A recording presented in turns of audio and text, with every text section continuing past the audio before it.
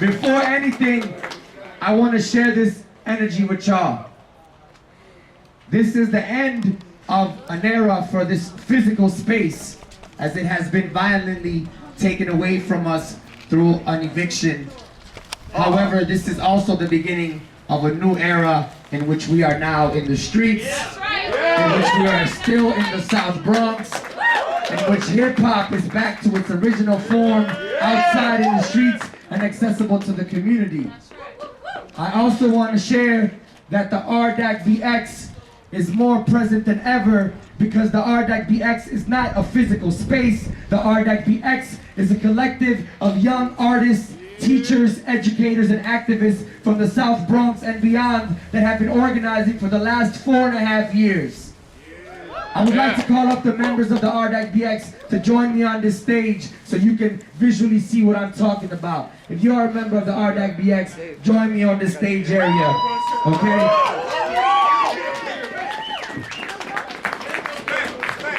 So look, what we want to share is this, is that the same way that we went into this building and turned an abandoned candy factory with no electricity, no walls, no heat, and turned it into a 5,000 square foot autonomous hip-hop community space, we want y'all to understand that we are out here letting you guys know that while the RDAC is closed physically, spiritually it is alive with the people that are out here, and that a new building is very close within reach for us, okay?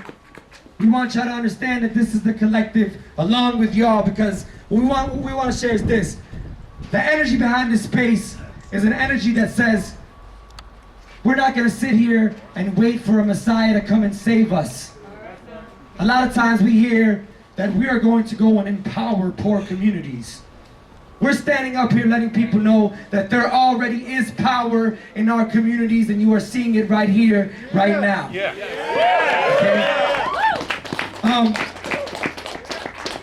What I would like to do now is share a bit of the story, and I'm not going to go into details because our main point in being here today is to let you know what our following actions will be, okay? Because the motto, anybody that's come to the RDACBX knows that our number one motto is, you can't just oppose, you gotta propose. Okay. You can't just oppose, you gotta propose. So we understand that what is happening today is a result of a very quickly and violently spreading source of gentrification that is going on in the South Bronx, where real estate developers are foaming at the mouth at the prospect of the millions of dollars that they will make with this land. However, as a hip-hop community, we understand that this is our land. As a hip-hop community in the birthplace of hip-hop, we understand that conditions of poverty, conditions of unemployment, conditions of lack of access to health care and proper and dignified housing are still issues that we are dealing with here in the South Bronx. And it is an atrocity that a community space that has provided young people to be able to grow as artists, to practice culture, an alternative culture to the corporate mainstream-driven nonsense that you hear on the radio. An alternative culture that does not put down the women in our community. An alternative culture that talks about issues like social justice, liberation, self-dignity, and freedom. We also understand that we have served the community because we are the community. We are the people that we serve. And we have to understand that when we go out and do festivals like the South by South Bronx Hip Hop Festival, when we open up and try to start an initiative for a Richie Perez radical library, you know what I'm saying, and try to push the idea of reading books and of learning about our histories through people that have written our own history that look and sound like us, which is denied to us in an educational system, that the system is going to feel uncomfortable with that. We understand that when we talk about what's happening with gentrification is that it is a battle versus rich, between rich and poor. That we are in the same police precincts which in the 80s put out movies like Fort Apache that compared it to the Wild Wild West.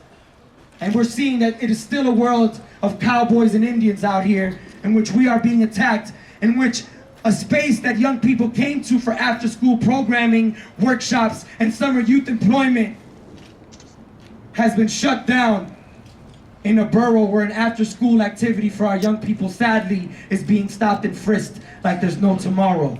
Yep.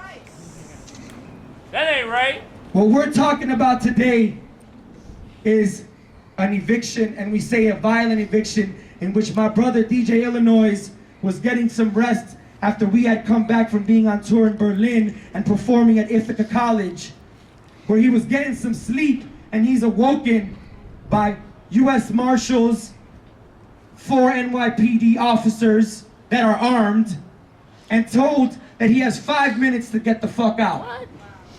And then they proceeded to change the locks. And today we witnessed them throwing away the belongings, our couches, our music equipment, our art, Hard work.